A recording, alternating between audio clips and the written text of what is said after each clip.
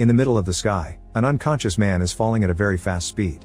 His name is Royce and he wakes up just in time to open his parachute right before he falls through the trees of a thick jungle and hits the ground, which knocks him out.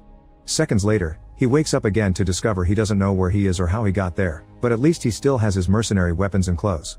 At that moment another man falls next to him. Cuchillo, who is part of a Mexican cartel, aims his weapons at Royce, but before they can react a third man falls between them. His parachute didn't open, so he died on impact. Suddenly someone opens fire on them, and Royce moves quickly to dodge the bullets and appear behind the shooter.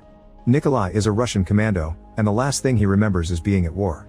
Royce and Cuchillo had the same experience. They were going through their days when a light shined and knocked them out, then they appeared in the sky. When they turn around, they find Isabel, a sniper from the Israel Defense Forces, aiming her weapon at them. She explains she's been to many jungles but she can't recognize this one, and that she saw more people falling.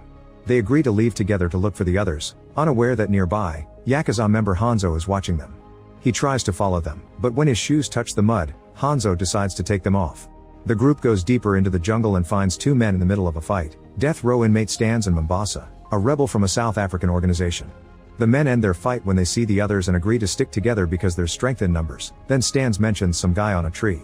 This is Dr. Edwin, whose parachute got stuck in a branch. Royce rescues him by shooting the branch and making him fall into a lake. Then Edwin shares the same story as everyone else with no idea of where they are or what's going on. As the group keeps moving, Isabel has to ignore Stan's creepy and dirty comments. Eventually they find Hanzo in the mud, but he isn't stuck, he's frozen because he's found a strange totem with lots of bones underneath. Mombasa comments that some hunter must be taking trophies and that in his culture, the warrior with the best trophies gets the most respect. Nikolai thinks this is some kind of test but Isabel disagrees because not all of them are military. Cuchillo thinks it's a ransom, Stan says it's an experiment, and then suddenly they're wondering if they're dead and this is hell. Royce shuts them all up and